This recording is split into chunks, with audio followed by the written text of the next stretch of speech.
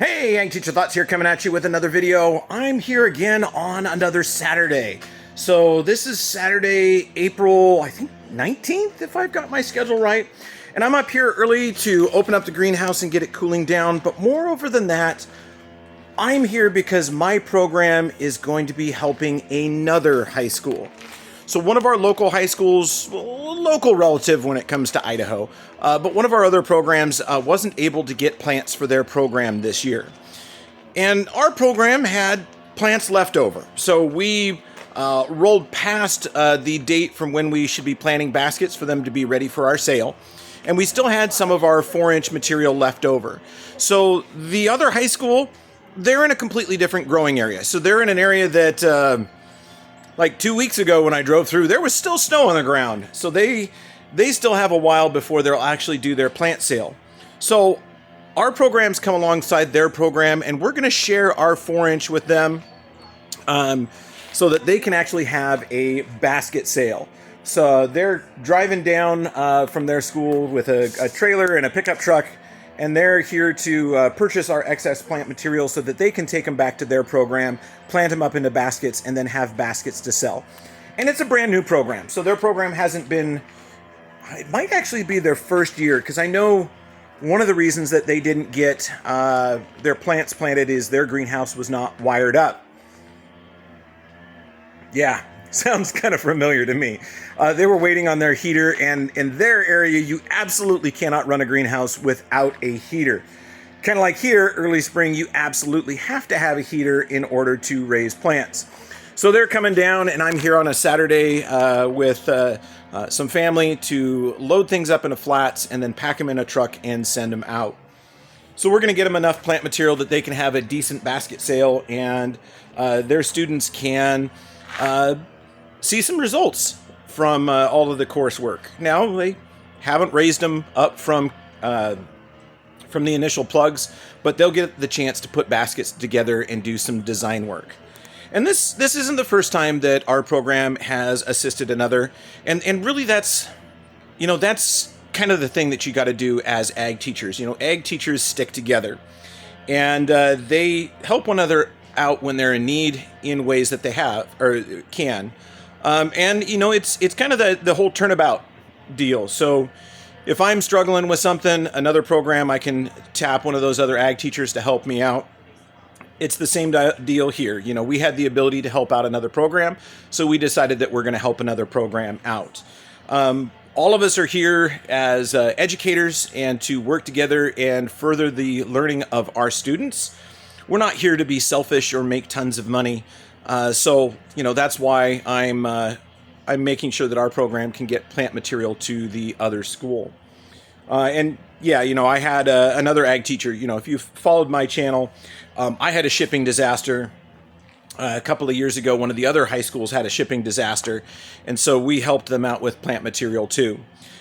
So this is just kind of the turnabout. Yeah, I kind of learned about that when I started teaching ag, and my group of ag teachers in another state, they are much more of a, well, as it was described to me once, the ag teachers, we kind of form a mafia, and as an ag teacher, you can't really go do something in another state without other ag teachers knowing, because ag teachers talk to one another. We will always go out of our way to help another ag teacher if their program or if their program or one of their groups is somewhere where they need assistance. Ag teachers will come and help. Back in 2020, when Oregon had all sorts of wildfires, ag teachers from all over the state were reaching out and offering assistance to the affected zones. They were putting together horse trailers, moving livestock out, staffing fairgrounds. But it's even things that are less catastrophic than that. Say you are hauling animals from one state to the other, and your tire blows out in the trailer, and it's 11 o'clock at night, and you need help, and everything's closed. Well, if you're an ag teacher and you've got cell access, you can call your local ag teacher, and chances are they're going to come help you out. So this isn't new. This is just kind of a thing that ag teachers do.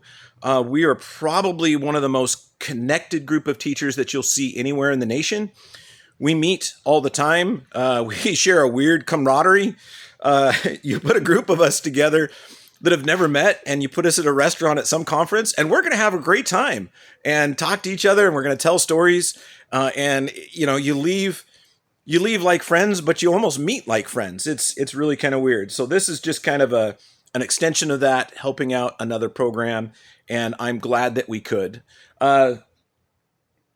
Almost a little selfish part of this is once I get the rest of the 4-inch material out of here, it's going to give me more space to space out my baskets. It's going to make it easier to walk under there.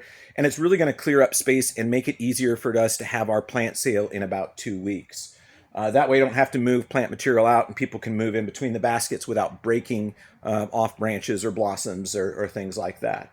So yeah, that's my deal today. That's my plan, is help out a fellow high school ag teacher with her program to allow them to have a plant sale this year.